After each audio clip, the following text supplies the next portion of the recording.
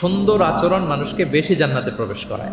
আমরা অনেক সময় ইসলামের এই এসেন্সটা ধরতে পারি না। দেখবেন যে খুব নামাজি স্ত্রীর সাথে খারাপ আচরণ করে, খুব আল্লাহওয়ালা প্রতিবেশীর সাথে ঝগড়াঝাটি, আশেপাশের নেইবরের সাথে, কলিগের সাথে, বন্ধুদের সাথে যে ভালো আচরণ করতে হয়, গুড বিহেভিয়ার করতে হয়, এটাই যে আমাকে সবচেয়ে বেশি জান্নাতে প্রবেশ করানোর মাধ্যম হতে পারে, এটা আমরা ভুলে যাই। প্রাণীদের প্রতি দয়া দেখানো এটা ছোটখাটো কোনো ব্যাপার নয়, এটাই আপনার জান্নাতের কারণ হতে পারে, এটাই আপনার জাহান্নামের কারণ হয়ে যাবে। আল্লাহ রাসূল সাল্লাল্লাহু আলাইহি ওয়াসাল্লাম বলেন, যে ব্যক্তি অন্যকে দয়া দেখায় না, আল্লাহ তাআলা তার প্রতি দয়া দেখায়। এই দুনিয়াতে যারা আছে তোমরা তাদের প্রতি দয়া দেখাও, যিনি আকাশে আছেন তিনি তোমাদের প্রতি দয়া দেখাবেন।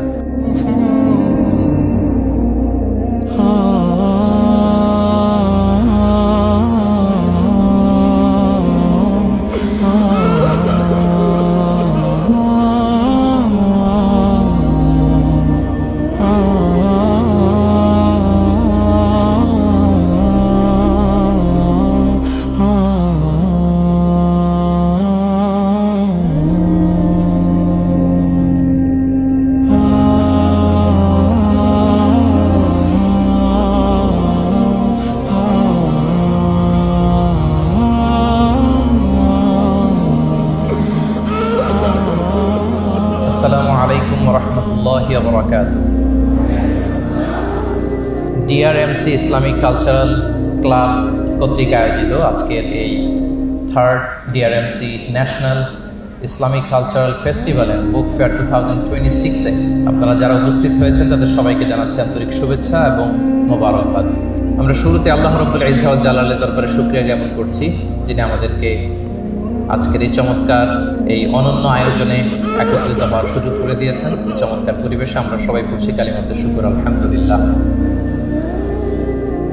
আল্লাহ রাসূল সাল্লাল্লাহু আলাইহি ওয়া আলিহি ওয়াসাল্লামের প্রতি লাখো কোটি দুরুদ এবং সালাম প্রেরণ করে আমি আমার মূল আলোচনা শুরু করছি। আমাকে সুনির্ধারিত একটা টপিকে কিছু আলোকপাত করতে বলা হয়েছে। টপিকটা হচ্ছে দ্য এক্সাম্পলারি প্রফিটিক বিহেভিয়ার, অর্থাৎ আল্লাহ রাসূল সাল্লাল্লাহু আলাইহি ওয়া আলিহি ওয়াসাল্লামের অনুপম চরিত্র। ওনার আচরণ কেমন ছিল, আল্লাহ রাসূল সাল্লাল্লাহু আলাইহি সাল্লামের বিহেভিয়ার কেমন ছিল, উনি মানুষের সাথে কেমন করে মিশতেন, কিভাবে ইন্টারেক্ট করতেন, ডিলিং করতেন, এবং সেখান থেকে আমাদের প্রাত্যহিক জীবনে, আমাদের ডে টু ডে লাইফে আমরা আসলে কি শিখতে পারি, সেই বিষয়টা নিয়ে আমরা কিছু আলোকপাত করবো ইনশাআল্লাহ। আম্মা জান আয়েশা রাদিয়াল্লাহু তাআলা আনহাকে যখন জিজ্ঞেস করা হতো যে কাইফা কানা খুলুকু রাসূলিল্লাহ, হে আম্মা জান আমাদের প্রিয় নবীজির আচরণ কেমন ছিল, তিনি বলতেন কানা খুলুকুহু আল কোরআন। রাসূল সাল্লাল্লাহু আলাইহি ওয়াসাল্লামের আচরণ ছিল কোরআনের আচরণ, মানে পুরো কোরআনে থিওরিটিক্যালি যা বলা আছে আমাদের প্রিয় নবীজির জীবনে প্র্যাকটিক্যালি সেটা করে দেখানো আছে। তিনি যখন মদিনার রাস্তা দিয়ে হেঁটে যেতেন, as if a living Quran is walking on the street, মনে হতো একটা জীবন্ত কোরআন মদিনার রাস্তা দিয়ে হেঁটে হেঁটে যাচ্ছে। কানা খুলুকুহু আল কোরআন। তো উনি কিভাবে মানুষের সাথে আচরণ করতেন? উনি কি হুট করে রেগে যেতেন আমাদের মতো, কর্কশভাষী ছিলেন, বাজে আচরণ করতেন কারোর সাথে? ওনার ব্যবহার দিয়ে, বিহেভিয়ার দিয়ে কখনো কারো মনে কষ্ট দিয়েছেন এমনটি কি আমরা কখনো কেউ শুনেছি? না, নেভার এভার। আল্লাহ তাআলাও কিন্তু কর্কশ ভাষীকে, অশ্লীল ভাষীকে, কঠোর ভাষীকে তিনি পছন্দ করেন না, এবং মুমিন মাত্রই সে ভদ্র হবে, নম্র হবে, সুভাষী হবে। এবং এই সুন্দর আচরণ বা কোমল আচরণকে আল্লাহ রাসূল সাল্লাল্লাহু আলাইহি ওয়াসাল্লাম সব কাজের অলংকার বলেছেন।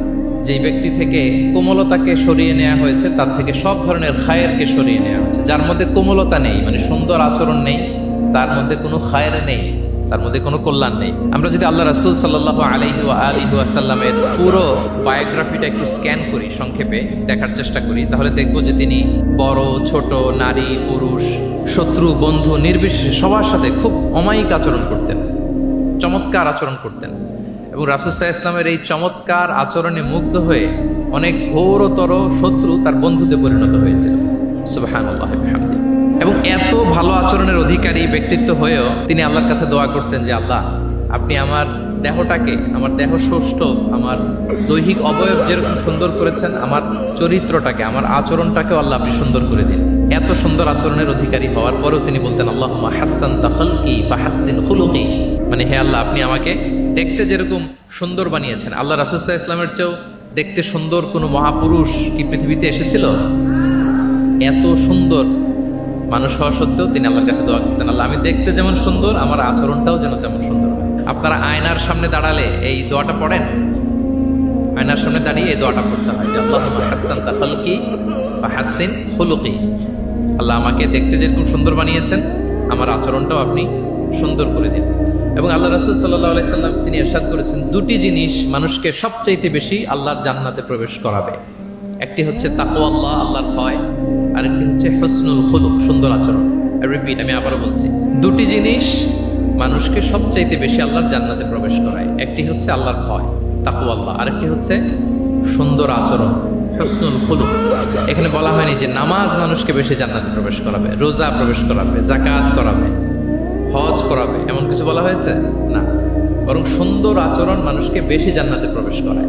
আমরা অনেক সময় ইসলামের এই এসেন্সটা ধরতে পারি না। দেখবেন যে খুব নামাজি কিন্তু খিটখিটে মেজাজের লোক, খুব নামাজি স্ত্রীর সাথে খারাপ আচরণ করে, খুব আল্লাহওয়ালা প্রতিবেশীর সাথে ঝগড়াঝাটি, খুব নামাজি মানুষ কলিগের সাথে সম্পর্ক ভালো নাই। এরকম লোক আমাদের সমাজে আছে না নাই বলেন? তার মানে ইসলামের যে ট্রু এসেন্স এটা ধরতে পারে নাই। আশেপাশের নেইবরের সাথে, কলিগের সাথে, বন্ধুদের সাথে, সহপাঠীদের সাথে যে ভালো আচরণ করতে হয়, গুড বিহেভিয়ার করতে হয়, এবং এটাই যে আমাকে সবচেয়ে বেশি জান্নাতে প্রবেশ করানোর মাধ্যম হতে পারে, এটা আমরা ভুলে যাই। প্রিয় বন্ধুরা, আমরা যেন এই ব্যাপারটাকে ছোট মনে না করি। সবচেয়ে বেশি জান্নাতে মানুষকে প্রবেশ করায় তাকওয়াল্লাহ, হুসনুল খুলুক, আল্লাহর ভয়, আরেকটা কি?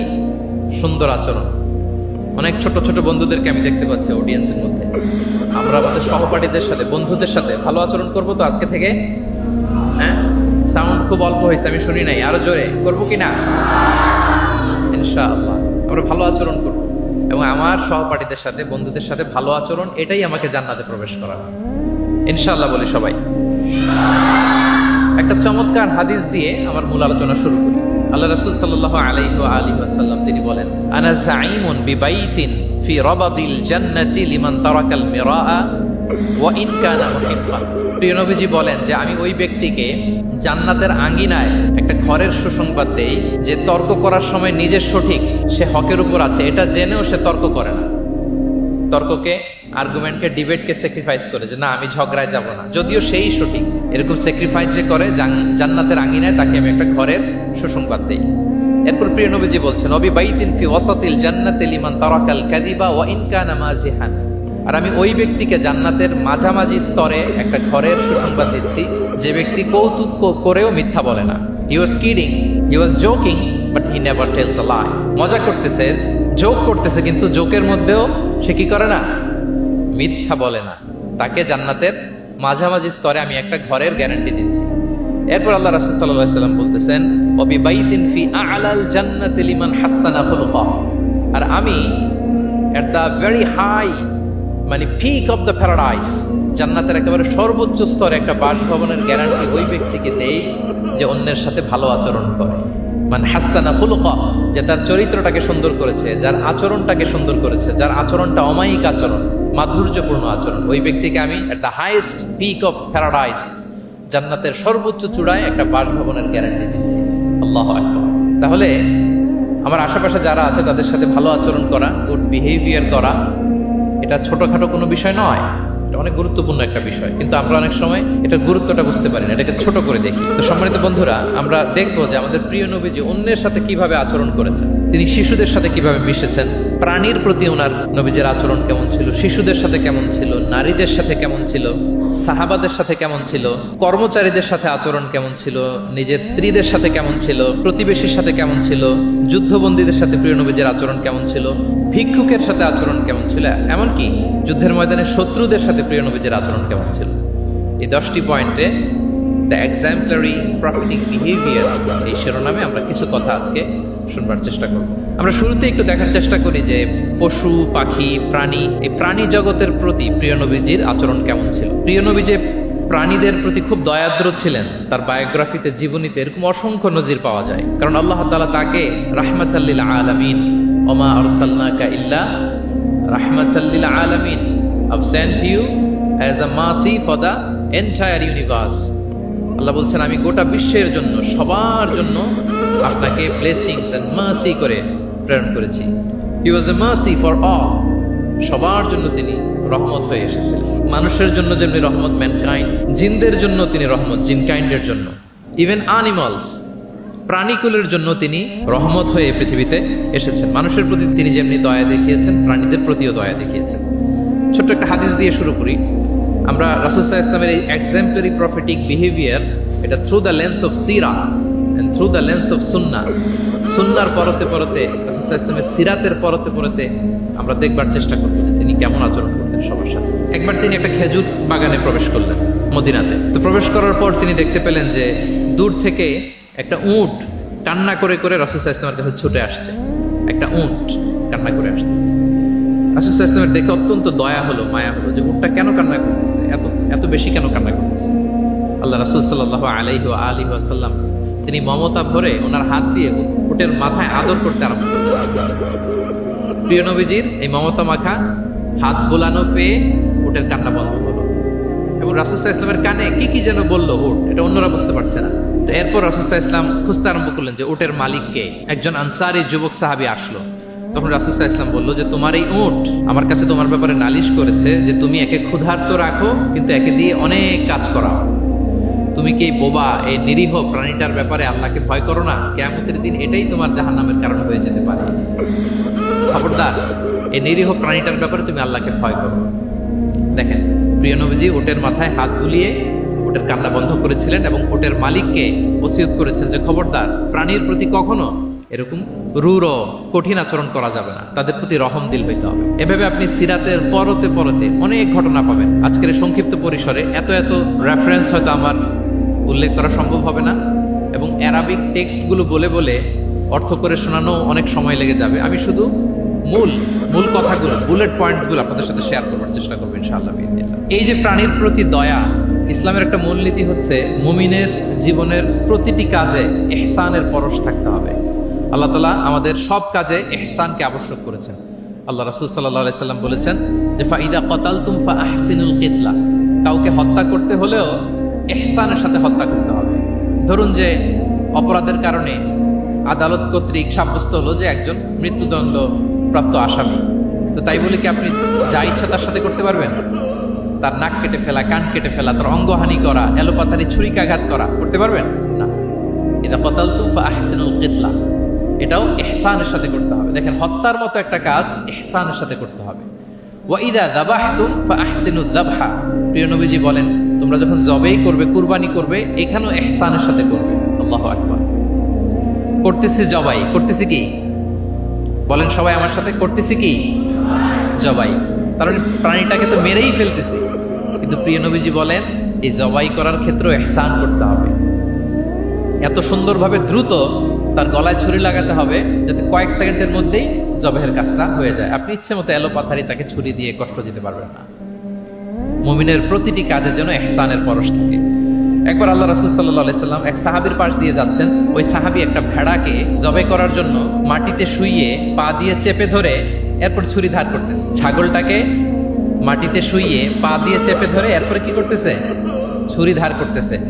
আর প্রাণীটা এই ছুরি ধার করার দৃশ্যটা দেখতেছে। আল্লাহ রাসূল সাল্লাল্লাহু আলাইহি সাল্লাম তাকে ধমক দিলেন, শাসালেন, বললেন তুমি তো এটাকে 2 বার জবাই করে ফেললে, একটু পরে তো জবাই করবেই, এখনই তো জবাই করে ফেলতেছো। তুমি কি আগে ধার দিয়ে নিতে পারলা না? জবাইয়ের আগে তুমি কি ছুরিটাকে ধারালো করে নিতে পারলা না? শার্পেন করে নিতে পারলা না? এভাবে আল্লাহ রাসূল সাল্লাল্লাহু আলাইহি ওয়াসাল্লাম সব সময় প্রাণীদের প্রতি তিনি দয়া দেখিয়েছেন। এবং তিনি বনি ইসরায়েলের একটা ঘটনা বলতে যেয়ে তিনি বলেছেন যে একজন প্রস্টিটিউট লেডি, ব্যভিচারী নারী, যার জন্য জাহান্নাম বরাদ্দ ছিল, কিন্তু একটা তৃষ্ণার্ত কুকুরকে পানি খাওয়ানোর কারণে আল্লাহ তাআলা ওই পাপাচারী নারীকে জান্নাত দান করেছেন। সুবহানাল্লাহ বিহামদি। তার জন্য জাহান্নাম ছিল অবধারিত, কিন্তু একটা তৃষ্ণার্ত কুকুরকে পানি পান করার কারণে তাকে জান্নাত দিয়েছে কে? আল্লাহ সুবহানাহু ওয়া তাআলা। তাও কেমন একটা প্রাণীকে? কুকুরকে। আমরা গুরুত্বই দেই না। সামান্য একটা কুকুরকে দয়া দেখানোর কারণে আল্লাহ তাআলা এই জাহান্নামী নারীকে জান্নাত দান করেছেন। আমরা যদি খেয়াল করি যে আমরা আমাদের সমাজে কুকুর বিড়াল দেখলে কি করি বলেন তো? রাস্তাঘাটে দেখি, অডিয়েন্সের কাছ থেকে আমি একটু শুনি, কি করি আমরা? তাড়িয়ে দেয়। আর কি করি?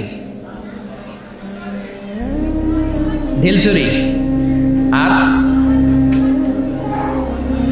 কেউ কেউ খাবার দেয়। মাশাআল্লাহ, এই তো, এটাই তো প্রিয় নবীজির সুন্নাহ, আমরা খাবার দিব। এক্স্যাক্টলি। কিন্তু আমি জানি না কেন যেন বাংলাদেশে কুকুর দেখলে, বিড়াল দেখলে কি করে? দাঁড়ায় দেয়, ঢিল ছোড়ে, লাথি মারে, এরকম করে না অনেক সময়? অপ্রয়োজনে, কোনো প্রয়োজন নেই এটা করে। এবং সবচেয়ে মজার ব্যাপার হচ্ছে মাঝে মাঝে দেখা যায় যে জোড়া লাগা কুকুর যদি দেখা যায়, যে একসাথে দুটো কুকুর, তাদের প্রজননের কারণে তাদের একটা বিশেষ ঋতুতে বিশেষ সময়ে তাদেরকে এটা করতে হয়, এক অদ্ভুত কারণে মানুষ মানে ক্ষিপ্ত হয়ে ওঠে তাদের প্রতি। কিন্তু আমাদের তো মানবিক হওয়া উচিত ছিল, আশরাফুল মাখলুকাত বলে আমরা নিজেদেরকে দাবি করি। আমাদের কি করা উচিত ছিল? ইগনোর করা উচিত ছিল, let them do there job, overlook করার দরকার ছিল। কিন্তু কোনো এক অদৃশ্য কারণে আমরা এরকম দৃশ্য দেখলে হিংস্র হয়ে উঠি, লাঠি দিয়ে মারি, ওখানে মানুষ জড়ো হই। কিন্তু তাদের একটা সফল প্রজননের জন্য, বংশবিস্তারের জন্য এটা প্রয়োজন। তো আমরা যেন এই কাজটা না করি, এরকম নির্মম যেন আমরা কখনো না হই। কারণ প্রাণীদের প্রতি দয়া দেখানো এটা ছোটখাটো কোনো ব্যাপার নয়, এটাই আপনার জান্নাতের কারণ হতে পারে, এটাই আপনার জাহান্নামের কারণ হতে পারে। আল্লাহ রাসূল সাল্লাল্লাহু আলাইহি ওয়াসাল্লাম বলেন, মান লা ইয়ারহাম লা ইউরহাম। যে ব্যক্তি অন্যকে দয়া দেখায় না, আল্লাহ তাআলা তার প্রতি দয়া দেখায় না। ইরহাম মান ফিল আরদ ইয়ারহামুকুম মান ফিস সামা। এই দুনিয়াতে যারা আছে তোমরা তাদের প্রতি দয়া দেখাও, যিনি আকাশে আছেন তিনি তোমাদের প্রতি দয়া দেখাবেন। তাহলে এই জমিনে কি শুধু আমরাই থাকি নাকি? না পশু পাখি প্রাণী এগুলো থাকে? এদের প্রতিও যদি আমরা দয়াদ্র হই, মমতা দেখাই, করুণা দেখাই, আমাদের প্রতিও দয়া দেখাবে কে? এবার আওয়াজ করে বলুন তো, আমরা আল্লাহর দয়া পেতে চাই কি চাই না? সবাই চাই। তাহলে প্রাণীদের প্রতি কখনো আমরা যেন নির্মম না হই, অমানবিক না হই, আমরা যেন মানবিক হই। আমরা অনেক উন্নত দেশে দেখি যে হাইওয়েতে একটা সাপ যাচ্ছে, এই সাপ দেখে একটা গাড়ি থেমে গিয়েছে, স্টপ। তার পেছনে পেছনে শত শত গাড়ি স্টপ। তারা বন বিভাগকে নক দেয়, স্থানীয় পুলিশকে ফোন দেয়, তারা এসে সাপটাকে উদ্ধার করে এরপরে গাড়িগুলো চলতে শুরু করে। একটা ভিডিও ক্লিপস আমি এমনও দেখেছি, একটা হাঁস তার বাচ্চাগুলোকে নিয়ে হাইওয়ে পার হচ্ছে। হাঁস তো খুব আস্তে আস্তে হাঁটে, একেবারে পিপিলিকার মতো একটু একটু করে হাঁসের বাচ্চাগুলো যাচ্ছে, শত শত গাড়ি at the middle of the highway stop. আল্লাহু আকবার।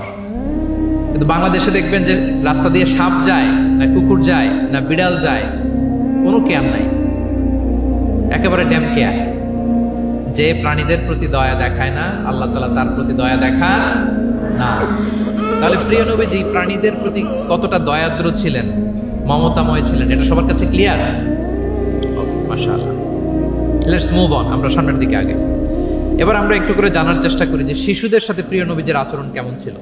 আমরা সিরাতে এবং হাদিসের দিকে যদি তাকাই তাহলে দেখব প্রিয় নবীজি শিশুদেরকে তাহনিক করে দিতেন। তাহনিক, তাহনিক শব্দটির সাথে কি আপনারা পরিচিত? নাম শুনেছেন? তাহনিক হচ্ছে কোন স্কলারের কাছে দোয়ার জন্য নবজাতক শিশুকে নিয়ে যাওয়া। সে স্কলার খেজুর খেয়ে তার মুখের লালা মিশ্রিত খেজুরের রস দোয়া হিসেবে নবজাতক শিশুর মুখে দিয়ে দিবে, এটাকে বলে তাহনিক। এটাকে কি বলে? আমি করেছি অনেক জায়গায়, অনেক মা বাবা তাদের সন্তানদেরকে নিয়ে এসেছে খেজুর নিয়ে, তা আমরা বিশ্বনবীর সুন্নাহ হিসেবে এটা করে দিয়েছি। আল্লাহ রাসূল সাল্লাল্লাহু আলাইহি সাল্লামের কাছে তাহনিক করতে সাহাবারা আসতো, তিনি শিশুদেরকে পরম মমতায় তাহনিক করে দিতেন। মদিনাতে যখন সাহাবারা আসলো, তাদের কারো ঘরে কোনো সন্তান জন্মাচ্ছিল না। আল্লাহ রাসূল সাল্লাল্লাহু আলাইহি সাল্লামের শালিকা আবু বকর রাদিয়াল্লাহু তাআলা আনহুর কন্যা আয়েশা রাদিয়াল্লাহু তাআলা আনহার বড় বোন আসমা বিনতে আবি বকর, তিনি প্রেগনেন্ট অবস্থায় মক্কা থেকে মদিনায় হিজরত করলেন এবং কোবাতে আসার পরপরই উনি বাচ্চা ডেলিভারি করলেন, পুত্র সন্তান। ওনার ঘর আলোকিত করে জন্ম নিল আব্দুল্লাহ ইবনে জুবাইর। মদিনায় আনন্দের হিল্লোল হয়ে গেল, কারণ ইহুদিরা বলছিল এই যে মুসলমানদের ঘরে কোনো সন্তান হয় না, সন্তান হয় না। তো যখনই আসমা বেবি ডেলিভারি করলেন, মুসলমানদের মধ্যে আনন্দের বন্যা। তো ওনার সন্তান আব্দুল্লাহ ইবনে জুবাইরকে সাথে নিয়ে কোলে করে নিয়ে তিনি প্রিয় নবীজির কাছে আসলেন। এসে বললেন, ইয়া রাসূলুল্লাহ, আপনি আমার সন্তানের জন্য দোয়া করে দিন। আল্লাহ রাসূল সাল্লাল্লাহু আলাইহি ওয়াসাল্লাম একটা খেজুর নিয়ে, খেজুর চিবিয়ে ওনার লালা মোবারক মিশ্রিত বরকতময় লালা নিয়ে, খেজুরের রস নিয়ে আব্দুল্লাহ ইবনে জুবাইরের মুখের মধ্যে দিয়ে দিয়েছেন। ও এজন্য আসমা বিনতে আবু বকর সবসময় গর্ব করে বলতেন যে আমার কলিজার টুকরা সন্তান আব্দুল্লাহর পাকস্থলীতে সর্বপ্রথম পৌঁছেছে প্রিয় নবীর লালা মিশ্রিত খেজুরের রস। সুবহানাল্লাহ। আল্লাহ রাসূল সাল্লাল্লাহু আলাইহি ওয়াসাল্লাম এরকম তাহনিক করতেন। আপনারাও সুযোগ হলে আপনাদের স্থানীয় যে স্কলাররা আছেন, ভালো স্কলার, আল্লাহওয়ালা মানুষ, তাদের কাছে সন্তানদেরকে নিয়ে তাহনিক করাবেন। প্রিয় নবীজি তাহনিক করতেন। শিশু সন্তানদেরকে তিনি কোলে নিতেন, হাদিসে এসছে অনেক বাচ্চাকে তিনি কোলে নিয়েছেন এবং ওই বাচ্চা আল্লাহর হাবিব সাল্লাল্লাহু আলাইহি সাল্লামের জামার মধ্যে প্রস্রাব করে দিয়েছে, এটাও হাদিসে এসেছে। এরকম ইনসিডেন্টও ঘটেছে। তিনি বাচ্চাদেরকে আগে সালাম দিতেন। কি করতেন? আমরা দেই, এই যে ছোট বাচ্চারা বলতেছে না, তো ওদের পক্ষে গেছে কথা। এই জন্য তোমাদের আব্বু আম্মু তোমাদেরকে আগে সালাম দেয় না? দেয় নাকি দেয় না? তাহলে আমরা আগে সালাম দিব বাচ্চাদের। আমাদের সালাম দেয়া দেখেই তারাও সালামের ব্যাপারে আস্তে আস্তে অভ্যস্ত হবে। প্রিয় নবীজি বাচ্চাদের আগে সালাম দিতেন, গালে হাত বুলিয়ে দিতেন, মাথায় হাত বুলিয়ে দিতেন। হাদিসে এসেছে। জাবির ইবনে সামুরা একজন সাহাবী, তিনি ওনার শৈশবকালের স্মৃতিচারণ করছেন। তিনি বললেন, একবার মসজিদে নবীর পাশে আমরা কিছু বাচ্চারা দাঁড়িয়েছিলাম। প্রিয় নবীজি নামাজ শেষ করে বেরোলেন, প্রতিটি বাচ্চার গালে তিনি হাত বুলিয়ে দিচ্ছেন। দিতে দিতে এলো আমার পালা। তিনি শৈশবের স্মৃতিচারণ করে বলছেন যে প্রিয় নবীজি যখন আমার গালে হাত লাগালেন, আমি একটা হিম শীতল পরশ অনুভব করলাম। এবং তিনি বললেন যে মদিনার বাজারে যখন আতরওয়ালারা আসতো, আতরের যে প্যাকেট বা লাগেজ উনি যখন খুললে একটা চমৎকার স্মেল আসতো, প্রিয় নবীজির হাত থেকে আমরা ওইরকম একটা সুগন্ধির গন্ধ পেলাম। আল্লাহু আকবার। তাহলে বাচ্চাদের দেখলে তিনি মাথায় এবং গালে হাত বুলিয়ে দিতেন। তিনি বাচ্চাদেরকে দেখলে চুমু খেতেন, বাচ্চাদের সাথে খুব মজা করতেন, খেলাধুলা করতেন। হাদিসে এসছে ওনার চাচাতো ভাই যারা আছে ছোট ছোট, তাদেরকে তিনি লাইন ধরে দাঁড় করাতেন আর বলতেন, মান সাবাকা ইলাইয়া ফালাহু কাদা ওয়া কাদা। দেখি কে এসে আমাকে আগে ধরতে পারে, যে ফার্স্ট হবে তাকে এটা দিব, যে আগে ধরতে পারবে তাকে এটা দিব। আল্লাহু আকবার। এবং তারাও আনন্দে উৎফুল্ল হয়ে দৌড়াতে দৌড়াতে কেউ প্রিয় নবীজির বুকের উপরে এসে ঝাপটে পড়তো, কেউ কাঁধে উঠতো, কেউ পিঠে উঠতো। এভাবে দৌড়ে বিষ্ণু ইসলামের কাছে তারা আসতেন। এবং মাঝে মাঝে তিনি শিশুদের মধ্যে কোনো ভুলভাল কিছু দেখলে শুধরে দিতেন। ওমর ইবনে আবি সালামা রাদিয়াল্লাহু তাআলা আনহু তিনি বলছেন, আমি যখন ছোট ছিলাম একবার প্রিয় নবীজির কোলে বসা ছিলাম, আমাদের সামনে খাবার দেয়া হলো, তো আমি খাবারের এখান থেকে নেই ওখান থেকে নেই, এদিক সেদিক থেকে খাবার নিচ্ছি। আল্লাহ রাসূল সাল্লাল্লাহু আলাইহি ওয়াসাল্লাম আমাকে বললেন, ইয়া গোলাম, হে বৎস, সাম্মিল্লাহ, তুমি বিসমিল্লাহ বলো। তাহলে খাওয়ার শুরুতে আমরা কি বলবো? ওয়াকুল বিয়ামিনিক, এবং ডান হাতে খাও। কোন হাতে? কোন হাতে? ডান হাতে। আচ্ছা। ওয়াকুল বিয়ামিনিক ওয়াকুল মিম্মা ইয়ালিক, আর তোমার সামনে যেটা আছে ওখান থেকে খাও। ডানে বায়ে সামনে পিছনে এদিক থেকে ছোটাছুটি করে টানাটানি করো না। তিনি বলেন যে বিশ্বনবী যখন আমাকে এই গাইডলাইন দিলেন, তারপর থেকে আজীবন আমি এই সিস্টেমেই খেয়েছি, আজীবন এই সিস্টেমেই খেয়েছি। তাহলে এটিকেটস অফ হ্যাভিং ফুড, খাবারের যে এটিকেটস রাসূল সাল্লাল্লাহু আলাইহি ওয়াসাল্লাম বাচ্চাকে শিখিয়ে দিলেন। আরেক হাদিসে এসছে সাদাকার খেজুর স্তূপ করা ছিল মদিনায়, যাকাতের খেজুর। হঠাৎ ওনার নাতি, আল্লাহ রাসূল সাল্লাল্লাহু আলাইহি ওয়াসাল্লামের নাতি হাসান রাদিয়াল্লাহু তাআলা আনহু যাকাতের খেজুর একটা নিয়ে খাওয়া শুরু করলেন। ছোট মানুষ, কোনটা যাকাতের খেজুর আর কোনটা খাওয়া যাবে এটা তো উনি বুঝতেন না। ছোট্ট মানুষ যাকাতের খেজুর খাওয়া শুরু করলেন। দূর থেকে প্রিয় নবীজি দেখে দৌড়ে গেলেন, দৌড়ে মুখ থেকে টেনে খেজুরটা বের করলেন। হাদিসে এসেছে প্রিয় নবীজি বলতে আরম্ভ করলেন, ইরমি বিহা কিখ কিখ। এটা একটা আরবিক এক্সপ্রেশন। কিখ কিখ মানে আমরা বাংলায় যেটা বলি ওয়াক, থু থু, থু মেরে ফেলে দাও। হাসান রাদিয়াল্লাহু তাআলা আনহু তিনি বললেন যে নানা ভাই, থু মেরে ফেলে দাও। আল্লাহ তাআলা, তুমি কি জানো না আন্না লা নাকুলু সাদাকা, আমরা হাশিমি খানদান, আমরা কখনো সাদাকার কিছু খেতে পারবো না। আল্লাহু আকবার। তাহলে দ্য কনসেপ্ট অফ হালাল এন্ড হারাম ছোটবেলা থেকে তিনি শিখাই দিলেন। এভাবে শিশুদেরকে আদর করতেন, ভালোবাসা দিতেন, মায়া মমতায় জড়িয়ে রাখতেন এবং ভুল করলে পরম মমতায় শুধরে দিতেন। তাহলে শিশুদের সাথে প্রিয় নবীজির কেমন আচরণ আমরা বুঝতে পারছি। তিনি শিশুদের প্রতি কতটা কনসিডারেট ছিলেন, কতটা তিনি কনসিডারেট ছিলেন আমরা ছোট্ট হাদিস থেকে শুনি। একবার তিনি কোন এক নামাজে দীর্ঘ লম্বা সিজদা করে দিলেন, দীর্ঘ লম্বা। এত লম্বা সিজদা কখনো তিনি করেন। নামাজ শেষে সাহাবারা জিজ্ঞেস করলেন, ইয়া রাসূলুল্লাহ, আপনি কি সিজদার মধ্যে অসুস্থ হয়ে গেলেন নাকি, অথবা কোরআনের আয়াত নাজিল হলো নাকি? এত দীর্ঘ সিজদা তো ফরজ নামাজে কখনো করতে দেখি না। রাসূল সাল্লাল্লাহু আলাইহি ওয়াসাল্লাম বললেন, কুল্লু যালিকা লাম ইয়াকুন, না একটাও না, ওহিও নাজিল হয়নি, অসুস্থও হয়নি। কারণ আমি যখন সিজদায় ছিলাম, আমার নাতি খেলতে খেলতে আমার কাঁধের উপরে চড়ে বসেছে। এখন আমি যদি সিজদা থেকে মাথা উঠাই, তার খেলা তো ইন্টারাপ্ট হয়ে যাবে। এজন্য যতক্ষণ সে মাথার উপরে পিঠের উপরে বসে বসে খেলছিল, আমি সিজদায় লুটিয়ে পড়ে সিজদাটাকে লম্বা করে দিয়েছি। সূক্ষ্ম বিবেচনা বোধ ছিল প্রিয় নবীজির, এবং শিশুদের প্রতি তিনি কতটা কনসিডারেট ছিলেন, এটা ছিল প্রিয় নবীজির শিশুদের সাথে আচরণ।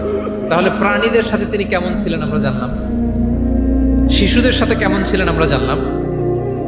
এবার আমরা দেখি যে নারীদের সাথে প্রিয় নবীজির আচরণ কেমন ছিল। তিনি নারীদেরকে অত্যন্ত সম্মান করতেন। কি করতেন? সম্মান। তিনি বলতেন, আদ দুনিয়া কুল্লুহা মাতা ওয়া খায়রু মাতা'আদ দুনিয়া আল মারআ সালিহা। পৃথিবীর সব কিছু যা দেখা যায় সব সম্পদ, কিন্তু এর মধ্যে সবচেয়ে দামি সম্পদ হচ্ছে নেককার নারী। কারণ তাদের পেট থেকে পৃথিবীর সব ভালো মানুষ, মহাপুরুষরা এসেছে, আল্লাহর ওলিরা এসেছে, নবীরা এসেছে। নবীরা কাদের পেট থেকে এসেছে বলেন? নবীরা মায়েদের পেট থেকে এসেছে না? এবং তিনি বলতেন, খায়রুকুম খায়রুকুম লি আহলিহি ওয়া আনা খায়রুকুম লি আহলি। তোমাদের মধ্যে সে সবচেয়ে সেরা যে তার পরিবারের কাছে সেরা, মানে স্ত্রীর কাছে সেরা, আর আমি আমার স্ত্রীর কাছে সেরা। প্রিয় নবীজি বলতেন। আল্লাহু আকবার। একবার একদল নারী এবং শিশুকে বিয়ের অনুষ্ঠান থেকে ফেরার পথে তাদেরকে দেখে প্রিয় নবীজি বললেন, তোমরা আমার কাছে সর্বাধিক প্রিয়। নারীদেরকে তিনি অত্যন্ত পছন্দ করতেন এবং সম্মান করতেন, এবং নারীদের সাথে ভালো আচরণ করার ব্যাপারে তিনি আমাদেরকে আদেশ করেছেন। তিনি বলেছেন, ফাস্তাউসু বিন্নিসাই খায়রা, খবরদার নারীদের সাথে রূঢ় আচরণ করো না, খারাপ আচরণ করো না, তাদের সাথে ভালো আচরণ করো। পুরুষদেরকে যেমনি ওটের উপর চড়িয়ে ওট টেনে হিঁচড়ে নিয়ে যাওয়া হয়, নারীদেরকে যেন এমনি না নেওয়া হয়। তিনি একবার বলছিলেন যে, খবরদার সাওকাকা বিল কাওয়ারির রিফকান বিল কাওয়ারির, মানে নারীদেরকে যখন ওটে চড়িয়ে হাওদাতে চড়িয়ে তোমরা টানো, ওহে সাহাবারা তাড়াহুড়ো করো না, ধীর স্থির ভাবে করো। অর্থাৎ তিনি বুঝাতে চাইলেন, কাওয়ারির মানে হচ্ছে কাচের তৈরি তৈজসপত্র বা বাসনপত্র। আমাদের ঘরে যে কাচের প্লেট, চামচ, গ্লাস আছে, এগুলো যদি সাবান দিয়ে আমাদের ধুইতে হয়, ক্লিন করতে হয়, আমরা কি করি? খুব সাবধানে এটাকে ধরি, রাখি, ক্লিন করি, তাই না? এটাকে খুব সফটলি ডিল করতে হয়। রাসূল সাল্লাল্লাহু আলাইহি ওয়াসাল্লাম সেটাই বললেন, নারীদেরকে কাচের সাথে তুলনা করে বললেন তাদের সাথে এরকম কোমল আচরণ করতে হবে। এবং তিনি বলেছেন, দুনিয়ার প্রতিটি মায়ের পায়ের নিচে আছে তার সন্তানের বেহেশত। সুবহানাল্লাহ। এবং সন্তান জন্ম দিতে যে কোন নারী যদি ইন্তেকাল করে, প্রিয় নবীজি বলেন, ওই নারীকে আল্লাহ তাআলা কিয়ামতের দিন শহীদদের কাতারে দাঁড় করিয়ে দিবেন। আল্লাহ তাআলা যাকে একটি কন্যা দিয়েছেন তার জন্য একটি জান্নাত, দুইটি কন্যা দুইটি জান্নাত, যতগুলো কন্যা ততগুলো জাহান্নামের দরজা ব্লকেজ হয়ে যাবে। সুবহানাল্লাহ। এভাবে তিনি নারীদের সাথে আচরণ করেছেন। নারীরা মদিনার সমাজে প্রিয় নবীজির পেছনে সালাতে অংশগ্রহণ করত। প্রিয় নবীজির পেছনেই তারা সালাতে অংশগ্রহণ করত। এখনো আপনারা মদিনাতে বা মক্কাতে গেলে দেখবেন যে পুরুষদের পাশাপাশি নারীরাও সেখানে সালাতে অংশগ্রহণ করে। প্রিয় নবীজিকে ডিরেক্টলি তারা প্রশ্ন করতেন, কিউএ সেশনে অংশগ্রহণ করতেন, কোশ্চেনিং আনসারিং সেশন। নারীদের মধ্যে থেকে দাঁড়িয়েও তারা প্রশ্ন শুরু করে দিতেন। রাসূল সাল্লাল্লাহু আলাইহি ওয়াসাল্লামের সাথে সফরে অংশগ্রহণ করতেন। এভাবে প্রিয় নবীজি নারীদেরকে একটা মর্যাদার আসনে রেখেছেন, তাদের সাথে এইভাবে তিনি ডিল করতেন। এবার আমরা একটু জানার চেষ্টা করি যে সাহাবাদের সাথে প্রিয় নবীজির আচরণ কেমন ছিল, মানে যারা ছিল প্রিয় নবীজির সাথী তাদের সাথে আচরণ কেমন ছিল। আমরা জানি যে সাহাবারা হচ্ছে প্রিয় নবীজির হাতে গড়া ছাত্র, হাতে গড়া টিম। নবীজির সুখে দুঃখে সবসময় তারা থাকতো এবং প্রিয় নবীজিকে আগলে রাখতো। প্রিয় নবীজির অ্যাকম্পানি তারা কখনো মিস করতে চাইতো না। এমনকি কখনো কখনো কোনো সাহাবার ক্ষুধা লাগলে তারা প্রিয় নবীজির কাছে এসে বসে থাকতো। তারা বলতো যে প্রিয় নবীজির চেহারার দিকে তাকিয়ে থাকলে আমাদের ক্ষুধা মিটে যেত। নবীজির নুরানি চেহারার দিকে তাকিয়ে থাকলে কি হতো? পেটের ক্ষুধা চলে যেত। যে আয়াত দিয়ে আমি শুরু করেছিলাম, ফাবিমা রাহমাতিম মিনাল্লাহি লিনতা লাহুম ওয়ালাউ কুনতা ফাদদান গালিযাল কলবি লানফাদ্দু মিন হাওলিক। নবী হে, আল্লাহর রহমতে আপনি কোমল হৃদয়ের অধিকারী হয়েছেন, এজন্য সবাই আপনাকে ঘিরে থাকতে চায়, আপনার পাশে থাকতে চায়। আপনি যদি কর্কশ ভাষী হতেন, কঠোর আচরণের অধিকারী হতেন, তাহলে এখন যেমনি আপনার সাহাবারা আপনাকে ঘিরে রাখে, সব সময় আপনার পাশে থাকতে চায়, তারা এমনটি আপনাকে ঘিরে রাখতো না। এবং আল্লাহ রাসূল সাল্লাল্লাহু আলাইহি ওয়াসাল্লামের চেহারায় সবসময় একটা স্মাইলিং ফেস থাকতো, অলওয়েজ স্মাইল। তিনি বলতেন, তাবাসসুমুকা ফি ওয়াজহি আখিকা সাদাকা, your smile to your brother it's a charity. তুমি তোমার ভাইয়ের দিকে তাকিয়ে যে মুচকি হাসি দাও, এতেও আল্লাহ তাআলা তোমার আমলনামায় সাদাকা দেওয়ার সওয়াব দিয়ে দেন। আপনারা মুচকি হাসেন তো? কি মুচকি হাসেন? হ্যাঁ, মুচকি হাসবেন।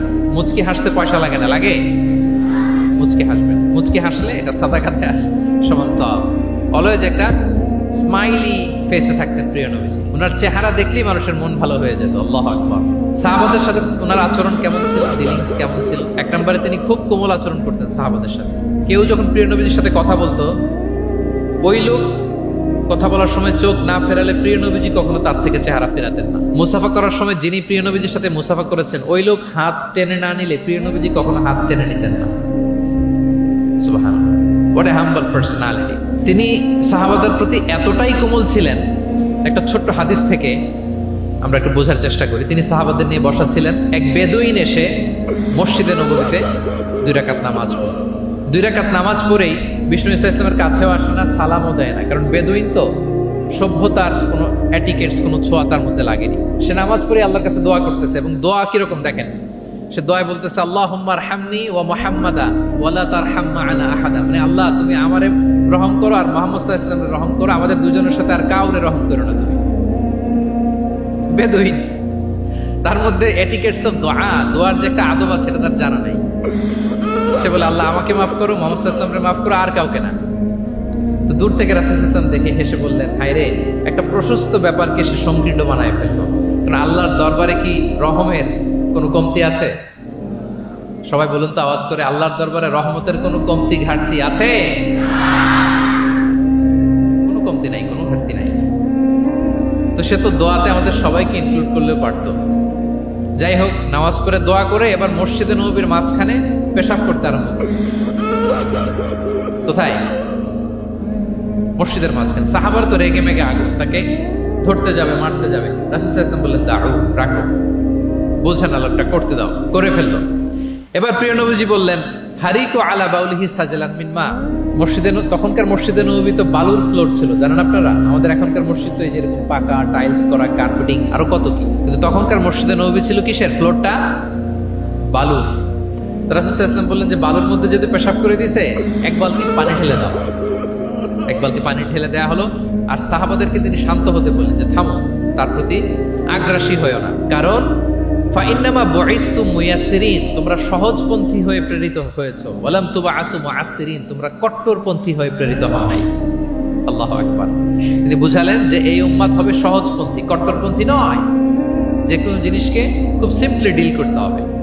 এবার তিনি ওই বেদুনকে ডেকে পাঠালেন, বললেন আচ্ছা, তুমি যে মসজিদের ভেতরে তোমার উট ঢুকালে এবং মাঝখানে পেশাব করে দিলে, তুমি কি জানো এটা এই কমিউনিটির ইবাদতগাহ, মদিনার সোসাইটির এটা একটা মসজিদ।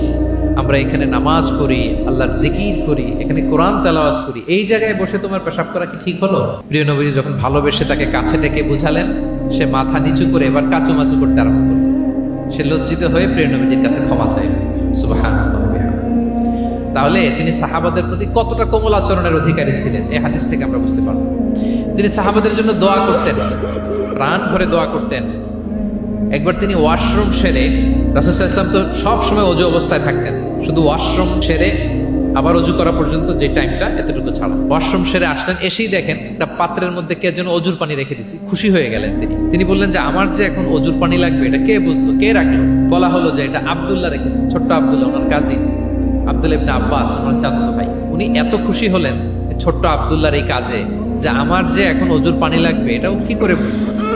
উনি এত খুশি হলেন, খুশি হয়ে তার জন্য একটা দোয়া করলেন। তিনি বললেন যে আল্লাহুম্মা ফাক্কিহু ফিদ্দীন ওয়া আল্লিমহু তা'ওয়ীল, আল্লাহুম্মা আল্লিমহুল কিতাব, মানে আল্লাহ তুমি তাকে কোরআনের জ্ঞান শিক্ষা দিও, কোরআনের খুঁটিনাটি জ্ঞান তুমি আব্দুল্লাহকে শিক্ষা দিও। এবং প্রিয় নবীজির দোয়ার বরকতে আব্দুল্লাহ ইবনে আব্বাস রাদিয়াল্লাহু তাআলা আনহু, তিনি রাইসুল মুফাসসিরিন, গোটা বিশ্বের সব মুফাসসিরদের সম্রাট হয়ে গিয়েছে। পৃথিবীতে যত মুফাসসির আসবে তার মধ্যে হেড অফ মুফাসসির, চিফ সম্রাট হচ্ছেন আব্দুল্লাহ ইবনে আব্বাস রাদিয়াল্লাহু তাআলা। ওই প্রিয় নবীজির দোয়া। আমি গত সপ্তাহে ওনার মসজিদ ভিজিট করে এসেছি, তায়েফে।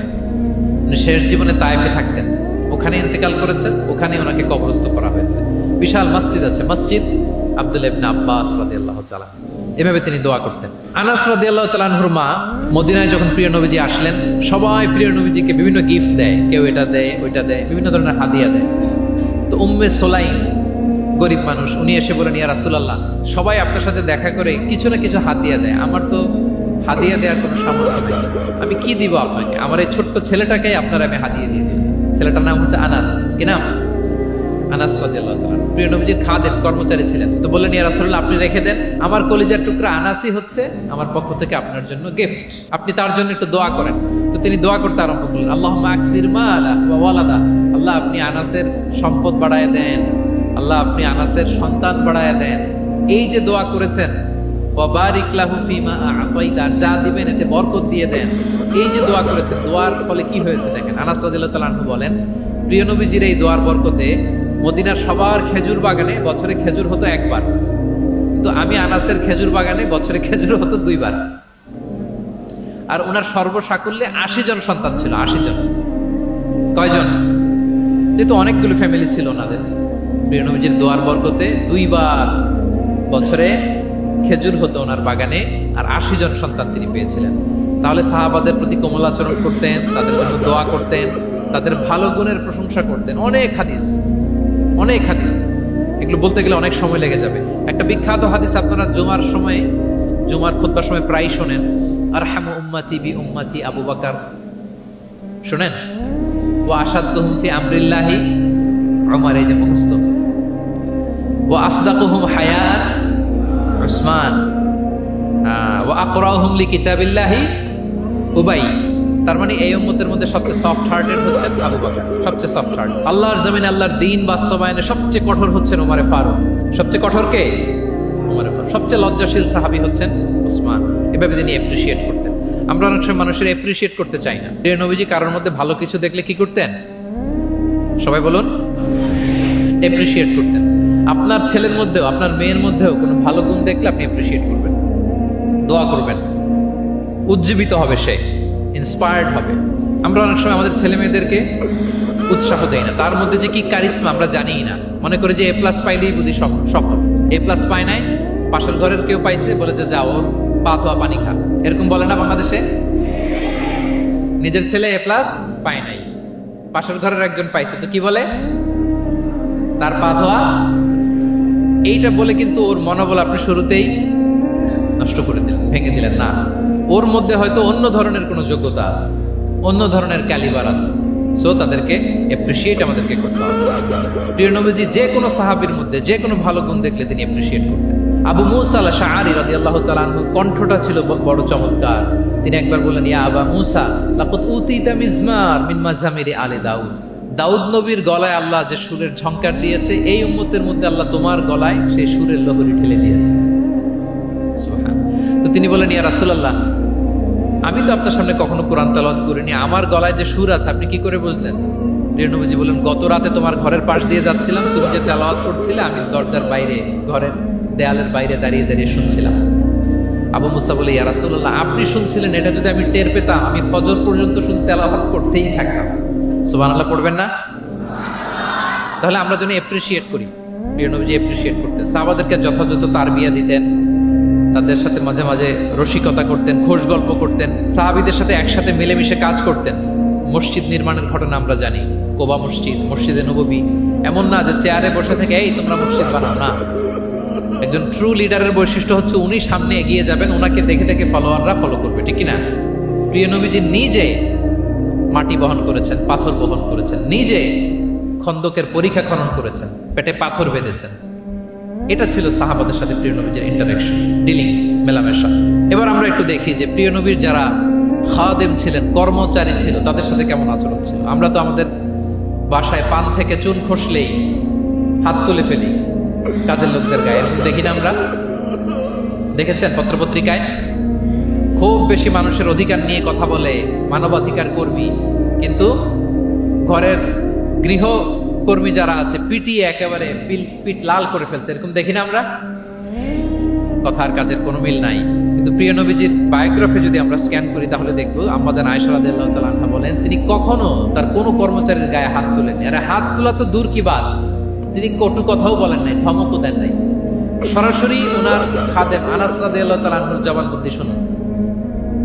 ডিরেক্ট কারো ব্যাপারে জানতে হলে আপনি তার ড্রাইভারের কাছ থেকে খোঁজ পাবেন, কর্মচারীর কাছ থেকে খোঁজ পাবেন, মানে ঘরের কাজের বুয়ার কাছ থেকে খোঁজ পাবেন, দারোয়ানের কাছ থেকে খোঁজ পাবেন।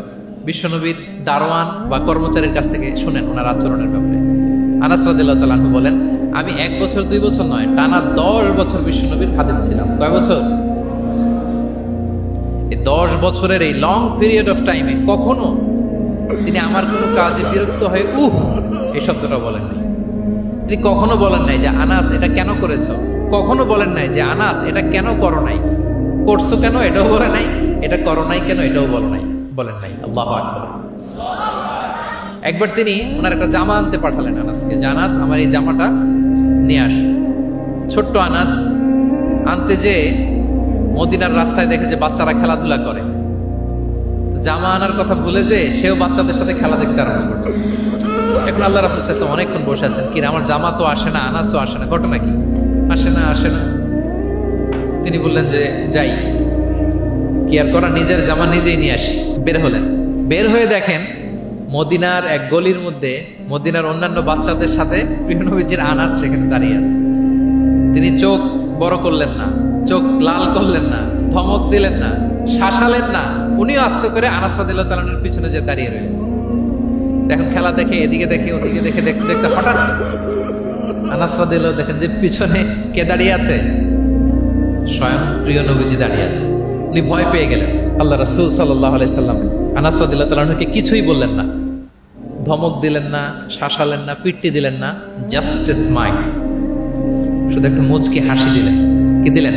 আনাস রাদিয়াল্লাহু তাআলা আনহু বলেন, সেদিনের বিশ্বনবীর সেদিনের মুচকি হাসির শাসন মৃত্যুর আগ পর্যন্ত আমাকে সোজা পথে রেখেছে। তাহলে প্রিয় বন্ধুরা, শাসন করতে জানলে বেদ দিয়ে শাসন করতে হয় না, গায়ে হাত তুলতে হয় না, ধমকাতে হয় না। শাসন করতে জানলে সামান্য একটা মুচকি হাসি দিয়ে শাসন করা যায়, ঠিক কিনা বলেন? কর্মচারীদের সাথে বিশ্বনবী সাল্লাল্লাহু আলাইহি ওয়াসাল্লামের আচরণ ছিল ঠিক এমন। এবার আমরা দেখি স্ত্রীদের সাথে কেমন আচরণ করতেন তিনি। স্ত্রীদেরকেও তিনি আগে সালাম দিতেন। স্ত্রীদেরকে কি করতেন? আগে সালাম। আমাদের মধ্যে একটা ভুল বোঝাবুঝি আছে, আমরা অনেক সময় মনে করি যে না, স্ত্রীদের হয়তো আগে সালাম দিতে হবে, স্বামীরা সালাম দিবে, এরকম টেন্ডেন্সি। এটা ভুল। সবাইকে আগে সালাম দেওয়ার একটা কম্পিটিশন আমাদের মধ্যে থাকতে হবে। সালাম মানে হচ্ছে শান্তি। সালাম মানে কি? শান্তি। আপনি যদি ঘরে শান্তি ঢুকাতে চান, আগে সালাম দিবেন। আমাদের ঘরটা, আমাদের প্রত্যেকের পরিবার, ঘর, সংসার একটা শান্তিময় হোক। বলুন তো আমরা চাই কি চাই না? তাহলে এই ঘরে আমরা সালাম ঢুকাবো। কি ঢুকাবো? আওয়াজ করে সবাই বলুন, কি ঢুকাবো? ঘরে যেই প্রথমে কি করব আমরা? ঘরে যেই আমরা সালাম দিয়ে ফেলবো, আসসালামু আলাইকুম। দেখবেন যে কোনো ঝগড়া নাই, কোনো অশান্তি নাই। অনেকে বলে যে হুজুর ঘরের ভেতরে শুধু অশান্তি, অনেক অশান্তি, অনেক ঝগড়া। এরকম হয় আপনাদের হয়? এর কারণ হচ্ছে শান্তির পয়গাম আমরা ঘরে ঢুকাই নাই। শান্তির পয়গাম আমরা ঘরে ঢুকাই নাই। ঘরে ঢুকে আমরা সালাম দিব। প্রিয় নবীজি আগে সালাম দিতেন। আম্মা জান আয়েশা বলেন যে অনেক চেষ্টা করেছি আমি দিব, লুকিয়ে থাকতাম মাঝে মাঝে, কিন্তু অনেক দূরে থেকে বিশ্বনবী বলে ফেলতেন আসসালামু আলাইকুম ওয়া রাহমাতুল্লাহ। স্ত্রীদেরকে আগে সালাম দিতেন। মসজিদ থেকে, নামাজ থেকে বের হয়ে স্ত্রীদেরকে ঘর পর্যন্ত পৌঁছে দিতেন। ঘরের ছোটখাটো কাজে তিনি সহায়তা করতেন। নিজের জামা সেলাই করতেন, মাঝে মাঝে জামা থেকে, চুল থেকে উকুন বের করতেন, হাদিসে আছে। ছাগলের দুধ নিজে দহন করতেন, হাদিসে আছে। সাংসারিক কাজে সহযোগিতা করতেন এবং খুবই হৃদ্যতাপূর্ণ সম্পর্ক ছিল স্ত্রীদের সাথে।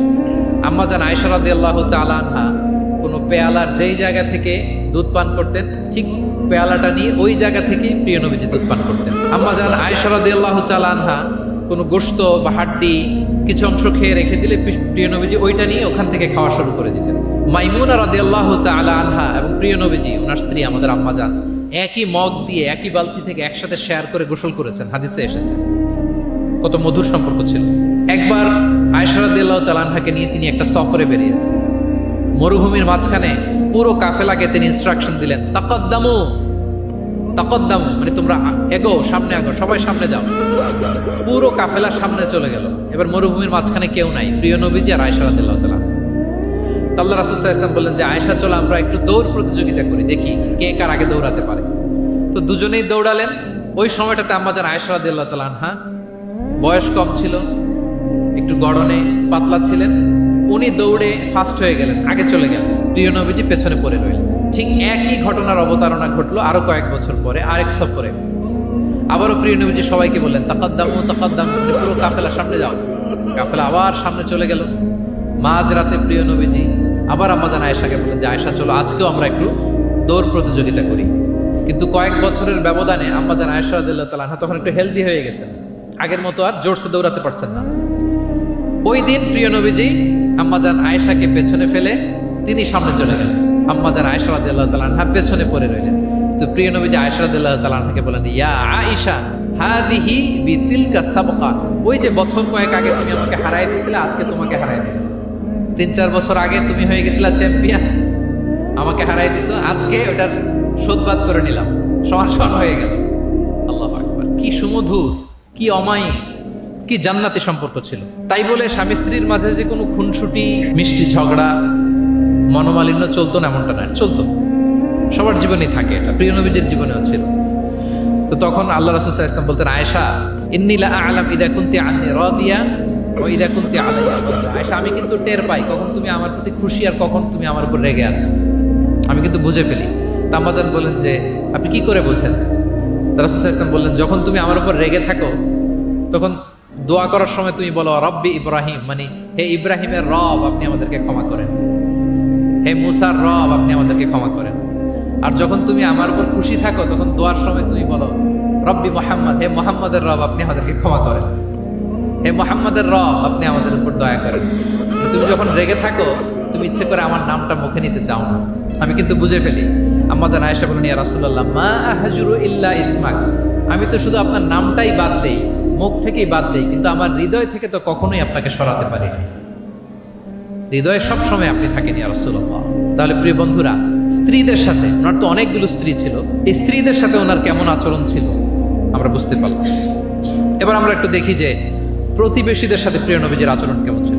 আল্লাহ রাসূল সাল্লাল্লাহু আলাইহি ওয়াসাল্লাম সবসময় প্রতিবেশীদের সাথে অত্যন্ত ভালো আচরণ করতেন। তিনি বলতেন, মান কানা ইউমিনু বিল্লাহি ওয়াল ইয়াউমিল আখির ফালইউকরিম জারা, যে আল্লাহ বিশ্বাস করে এবং আখিরাতে বিশ্বাস করে সে যেন প্রতিবেশীর সাথে ভালো আচরণ করে, প্রতিবেশীকে যেন সম্মান করে। এবং আবু যার গিফারি রাদিয়াল্লাহু তাআলা আনহুকে তিনি বলতেন যে, আবু যার তুমি যদি মারাক রান্না করো, মানে ঝোল, আমরা নেহারি খাই না গরুর পায়া দিয়ে, গরুর পায়া দিয়ে যে ঝোল রান্না করে এটাকে কি বলেন আপনারা?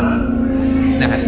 তো তিনি বললেন যে আবু যার যখন নেহারি রান্না করবে, ঝোল জাতীয় কিছু রান্না করবে, পানি একটু বেশি দিও যাতে তোমার প্রতিবেশীর সাথে তুমি শেয়ার করতে পারো। প্রতিবেশীর ব্যাপারে কতটা কনসার্ন ছিলেন তিনি।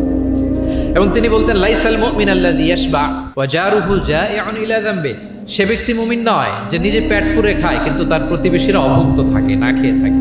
সে ব্যক্তি কখনো প্রকৃত মুমিন হতে পারে না। এবং মজার ব্যাপার হচ্ছে, ভালো আচরণের জন্য, সদাচরণের জন্য প্রতিবেশী মুসলিম হওয়া আবশ্যক নয়।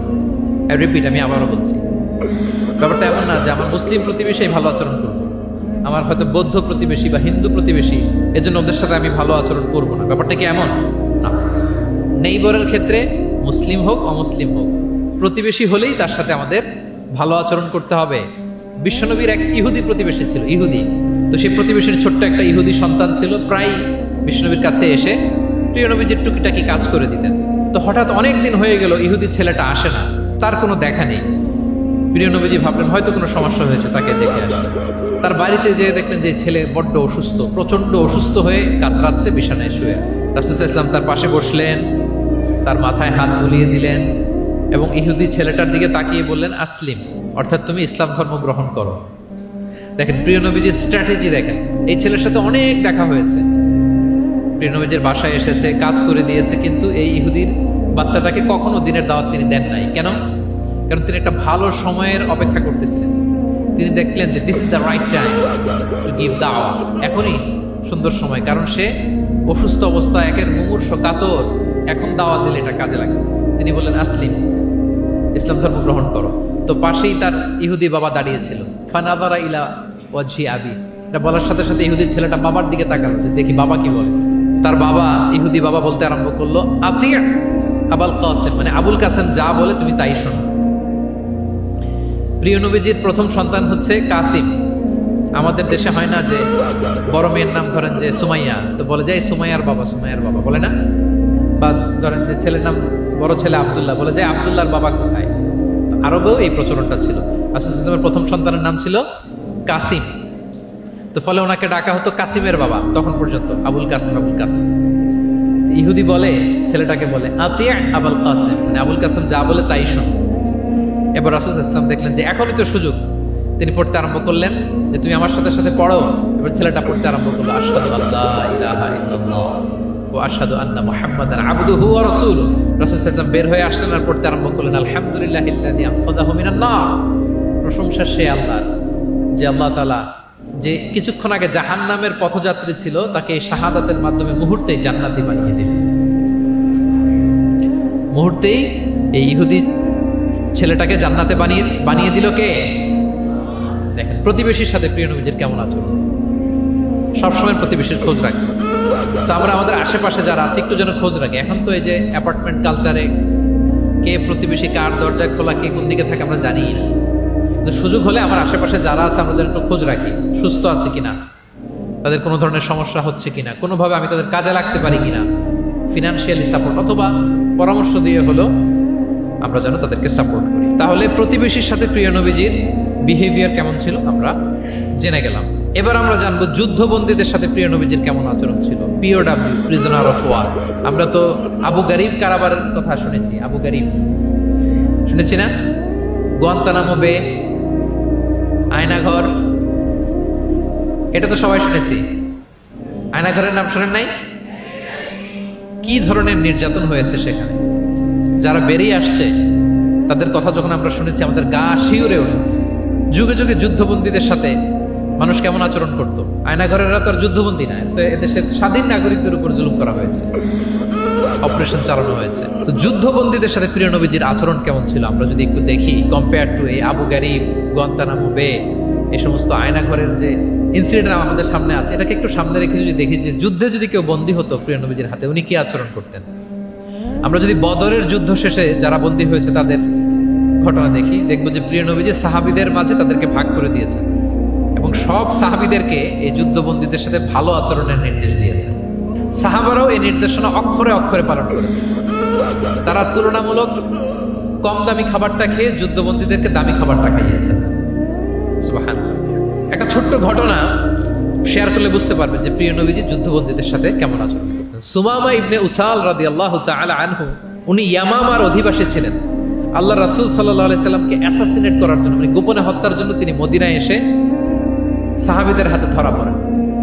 সাহাবীরা ওনাকে মসজিদে নববীর পিলারের সাথে রশি দিয়ে বেঁধে রাখেন এবং প্রিয় নবীজির কাছে তথ্যটি পৌঁছান যে ইয়া রাসূলুল্লাহ আপনাকে হত্যা করতে এসেছিল, আমরা তাকে ধরেছি, মসজিদে নববীর পিলারে বেঁধেছি। রাসূল সাল্লাল্লাহু আলাইহি ওয়াসাল্লাম তার কাছে গেলেন, তার খোঁজ খবর নিলেন, ইসলামের বিভিন্ন সুন্দর সুন্দর কথা, দ্য বিউটি অফ ইসলাম তার সামনে তুলে ধরলেন এবং সাহাবাদেরকে বললেন যে তাকে ভালো ভালো খাবার দাও। বাড়িতে এসে বললেন রুটি বানাও, জব দিয়ে রুটি বানিয়ে সুমামার জন্য পাঠাও। সুমামা প্রথমে রুটি খেলো। এরপরের দিন এক সাহাবীকে বললেন যে তুমি ওটের দুধ দহন করে গরম গরম দুধ তার জন্য নিয়ে যাও। এরপরের দিন সে দুধ খেলো। এভাবে প্রিয় নবীজি প্রতিদিন তার সাথে দেখা করেন এবং ইসলামের সুন্দর সুন্দর কথাগুলো তাকে শোনান। সুমামা তো অবাক যে তোমরা যুদ্ধবন্দীদের সাথে এমন আচরণ করো। সুমামা রীতিমতো অবাক যে জামাই আদর চলতেছে টানা 3 দিন। আর রাসূল সাল্লাল্লাহু আলাইহি ওয়াসাল্লামের কাছে যখন ইসলামের বিভিন্ন বিষয়গুলো সে শুনতে শুনতে অবাক হয়ে ইসলামের প্রতি তিনি আকৃষ্ট হতে লাগলেন। টানা 3 দিন তাকে যখন প্রিয় নবীজি দাওয়াত দিলেন, আপ্যায়ন করলেন, 3 দিন পরে প্রিয় নবীজি সাহাবাদেরকে বললেন যাও এবার মসজিদে নববীর ওখানে যে সুমামার দেহ থেকে রশিটা খুলে দাও। সাহাবারা বললেন ইয়া রাসূলুল্লাহ সে ভয়ঙ্কর খুনি, সে অত্যন্ত ভয়ঙ্কর, আপনি তাকে চিনেন না। প্রিয় নবীজি বললেন আমি যা বললাম তাই করো, যাও তার রশিটা খুলে দাও। সাহাবারা যে এবার সুমামার রশিটা খুলে দিলেন। সুমামা তখন মসজিদ থেকে বের হয়ে মসজিদে নববীর পাশে একটা কুয়া ছিল, ওই কুয়ার ওখানে যে গোসল করলেন, গোসল করে অজু করে আসলেন। এসে মসজিদে নববীর সামনে দাঁড়িয়ে সাক্ষ্য দিলেন আশহাদু আল্লাহ ইলাহা ইল্লাল্লাহ ওয়া আশহাদু আন্না মুহাম্মাদান আবদুহু ওয়া রাসূলুহু। এবার তিনি বললেন হে আল্লাহর রাসূল আমি সাক্ষ্য দিচ্ছি আল্লাহ ছাড়া কোনো ইলাহ নেই এবং আপনি আল্লাহর প্রেরিত রাসূল।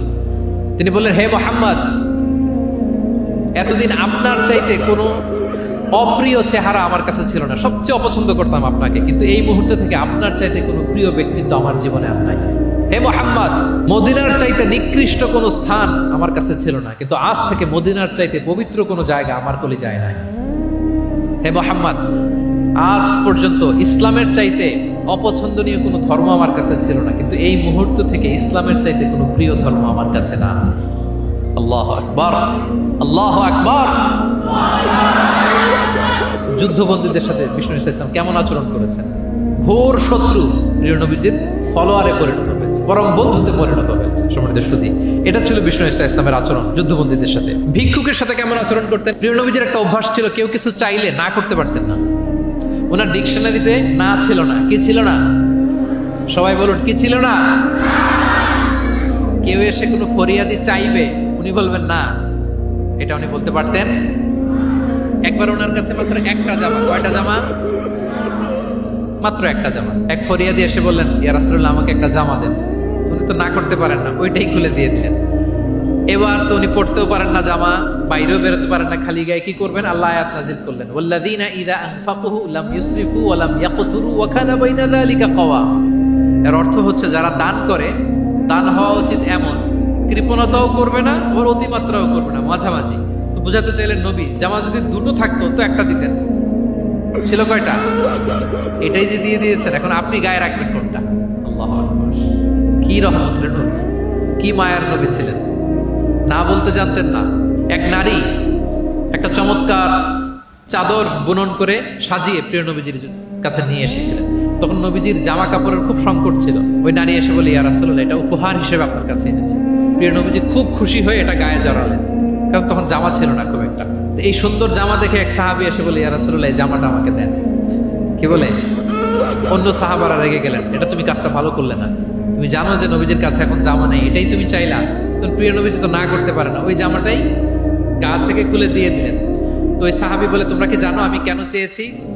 কারণ এই জামাটা নবীজির গায়ে লেগেছে, আমি চাই এই জামা দিয়ে আমার কাফন দেয়া হয়। এবং ঠিকই ওই সাহাবীকে এই জামা দিয়ে কাফন দেয়া হয়েছিল। ভিক্ষুকের সাথে কেমন আচরণ! একবার তিনি চাদর পরিহিত অবস্থায় রাস্তা দিয়ে হাঁটছিলেন, এক ভিক্ষুক এসে ওনার গায়ের চাদর ধরে এমন জোরে টান মারলেন, গলিদুল হাসিয়া, ওই চাদরের এই পাশে ডিজাইন করা ছিল, প্রিয় নবীজির ঘাড়ের এদিকে চামড়ায় দাগ পড়ে গেল, তিনি ব্যথা পেলেন এবং বললেন, ইয়া মুহাম্মদ মুরলি মিন মালিল্লাহ, দাও কোষাগারে কি আছে থেকে আমারে কিছু দাও। মানে এটিকেট জানা না, আদব নাই তার মধ্যে। আসছে ভিক্ষা করতে, আসছে কি করতে? ভিক্ষুকরা তো এমনি একটু অনুনয় বিনয় করে যে দেন, আমার কাছে কিছু নাই, দয়া করে দেন। তো সেটা না করে, অনুনয় না করে, সে আরো রাফ অ্যাটিটিউড করে এমন জোরে নবীজির চাদর ধরে টান দিলেন, ঘাড়ের এখানে চামড়ায় দাগ পড়ে গেল এবং বললেন, হে মোহাম্মদ, দাও কিছু দাও। রাসূল সাল্লাল্লাহু আলাইহি ওয়াসাল্লামের ওই যে হাতিয়ার, সবচেয়ে বড় হাতিয়ার কি ওনার? মুচকি হাসি। সবচেয়ে বড় হাতিয়ার কি? Just a smile. আবার একটা মুচকি হাসি দিলেন, দিয়ে পাশে যারা ছিল বললেন যে যাও বাইতুল মাল থেকে তাকে কিছু সম্পদ দিয়ে দাও। সুবহানাল্লাহ। একটা কঠিন সিচুয়েশন যখন আমরা রিঅ্যাক্ট করি, রেগে যাই, ফকির এসে যদি আপনার জামা ধরে টান দেয়, ওরা কি দিবেন? কি করবেন? মাইট দিবেন? বলে যে মাইট দিব। প্রিয় নবীজি মুচকি হাসি দিয়ে বলেন, যাও তাকে দিয়ে দাও। তাহলে এইভাবে তিনি ওনার অনুপম বিহেভিয়ার দিয়ে, আচরণ দিয়ে মানুষের হৃদয় জয় করেছেন। প্রিয় ভাইরা, খেয়াল রাখবেন, কোমলতা দিয়ে যেটা জয় করা যায়, কঠোরতা দিয়ে সেটা করা যায়। আপনার সফট বিহেভিয়ার দিয়ে you can win the heart of the people, মানুষের হৃদয় আপনি জয় করে ফেলবেন, যেমনটা প্রিয় নবীজি করেছেন। সব শেষ পয়েন্ট, শত্রুর সাথে কেমন আচরণ করতেন। খুবই কম হাদিসে পাওয়া যায় যে তিনি বদদোয়া করেছেন, very rare. Most of the time তিনি দোয়া করেছেন হেদায়েতের। কিসের দোয়া করেছেন? হেদায়েতের দোয়া করেছেন। সাহাবারা একবার বলেন, ইয়া রাসূলুল্লাহ, দাউস গোত্র খুব গাদ্দারি করেছে, একটু বদদোয়া করেন। হাত তোলেন। রাসূল হাত তুলে বদদোয়া না করে হেদায়েতের দোয়া করে দিলেন। বললেন যে আল্লাহুম্মা হদি দাউসান ওয়াতি বিহিম, আল্লাহ দাউসকে আপনি হেদায়েত দেন আর মুসলিম বানিয়ে আমার কাছে নিয়ে আসেন। ঠিকই প্রিয় নবীজির দোয়ার বরকতে দাউসের ৮০টা ফ্যামিলি মুমিন হয়ে কিছুদিন পরে প্রিয় নবীজির কাছে চলে এসেছে। আল্লাহু আকবার। সাকিব গোত্র হুনাইনের যুদ্ধে তীর মেরে মুসলমানদেরকে একেবারে শেষ করে দিচ্ছিল। সাকিফ, বনু সাকিফ।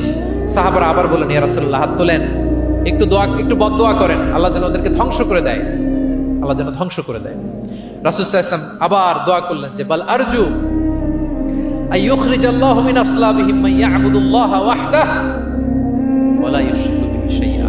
আমি তাদের হেদায়েতের জন্য দোয়া করি। আপনারা জানেন যে তায়েফের ময়দানে প্রিয় নবীজিকে পাথর মারা হয়েছে, জানেন?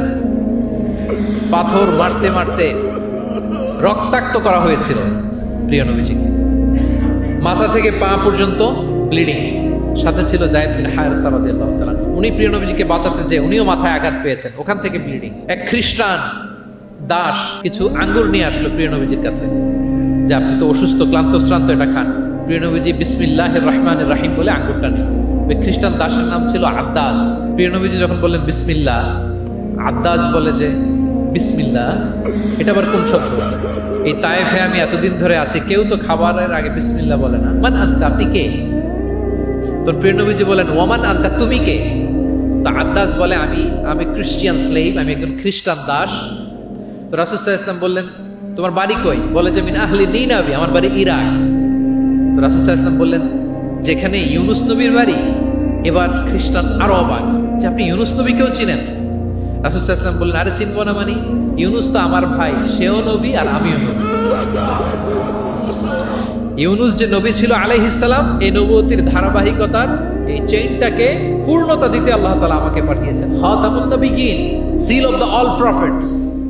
আদ্দাস অবাক হয়ে গেল। আদ্দাস রাদিয়াল্লাহু তাআলা আনহু ঠিক ওই জায়গায় এই খ্রিস্টান বালক রাসূল সাল্লাল্লাহু আলাইহি ওয়াসাল্লামের কাছে শাহাদা পড়ে মুসলমান হয়ে গেল। পাহাড়মুখী ফেরেশতারা এসে বললেন, ইয়া রাসূলুল্লাহ, আপনি বলেন তায়েফের দুই দিকের পাহাড় চাপা দিয়ে এমন এক কলাপস করে দিব, পুরো তায়েফবাসী মেসাকার হয়ে যাবে। রাসূল সাল্লাল্লাহু আলাইহি ওয়াসাল্লাম বললেন, না, তারা হয়তো ঈমান আনেনি, কিন্তু তাদের পরের জেনারেশন, তার পরের জেনারেশন, তাদের মধ্যে থেকে কেউ না কেউ থাকবে যারা পড়বে লা ইলাহা ইল্লাল্লাহ মুহাম্মাদুর রাসূলুল্লাহ। তাই হয়েছে। আমি গত সপ্তাহে উমরায় ছিলাম, একদিনের জন্য তায়েফ গিয়েছিলাম। মসজিদের অভাব নাই, ইসলামিক ইনস্টিটিউশনের অভাব নাই। প্রিয় নবীজির সেই দোয়া সত্যিই বাস্তবায়িত হয়েছে। তায়েফবাসী তখন ঈমান আনে নাই, কিন্তু এখন লক্ষ লক্ষ মুসলিম কালেমার পতাকাবাহী বীর সেনানী তায়েফের জমিনে আছড়া নাই। আচ্ছা, শত্রুদের সাথে তিনি এমন আচরণ করেছেন। উহুদের ময়দানে রক্তাক্ত হয়েছেন, দাঁত ভেঙেছে, হেলমেট ভেঙে দন্দন মুবারক শহীদ হয়েছে বিশ্বনবী। কিন্তু হেদায়েতের দোয়া করেছেন। তিনি বলেছেন, আল্লাহুম্মা হদি কওমি ফাইন্নাহুম লা ইয়ালামুন। আল্লাহ, আমার কওমকে আপনি মাফ করেন, ওরা চিনে নাই, বুঝে নাই। শুধু যে ক্ষমাই চাইছে আল্লাহর কাছে তা না, ওদের হয়ে এক্সকিউজ করতেছে। শুধু এতটুকু করলে হয়তো যে আল্লাহ ক্ষমা করে দেন, শুধু এতটুকুই না, আবার বলতেছে আল্লাহ ওরা বোঝে নাই। ছোট মানুষ ভুল করলে আমরা কি বলি? কেন ভুলটা করছে? কারণ বোঝে। ওর হয়ে আমরা ওকালতি করি। প্রিয় নবীজি বলতেছেন, আল্লাহ তাদেরকে হেদায়েত দেন আমার কওমকে, কারণ ফাইন্নাহুম লা ইয়ালামুন। আমি যে নবী তারা চিনে নাই, তারা আমাকে চিনে নাই, তারা বুঝতে পারে নাই। এভাবে আল্লাহ রাসূল সাল্লাল্লাহু আলাইহি ওয়াসাল্লাম শত্রুদের সাথে যুদ্ধের ময়দানে আচরণ করেছেন।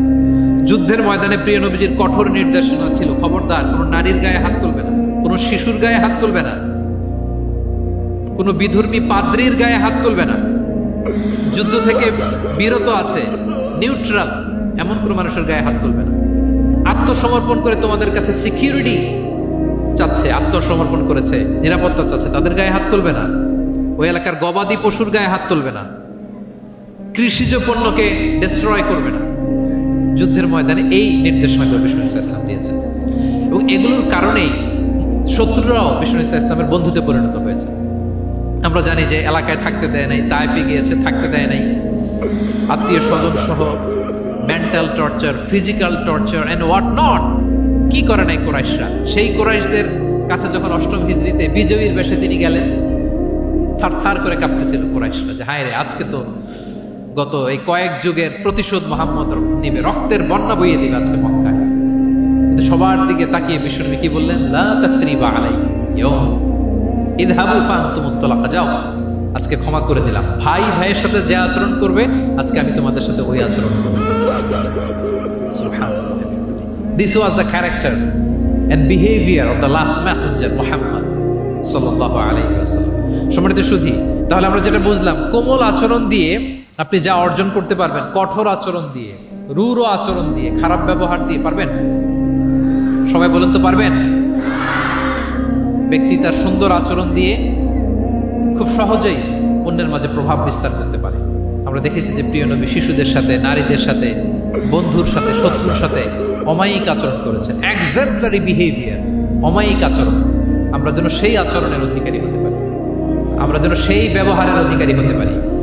প্রিয় নবীজি যেমনি তার কোমল আচরণ দিয়ে, মার্জিত, পরিশীলিত, অমায়িক, মাধুর্যপূর্ণ আচরণ দিয়ে মানব মণ্ডলীর হৃদয় জয় করেছেন, আমরাও যেন আমাদের আচরণকে সেভাবে পরিশীলিত করতে পারি।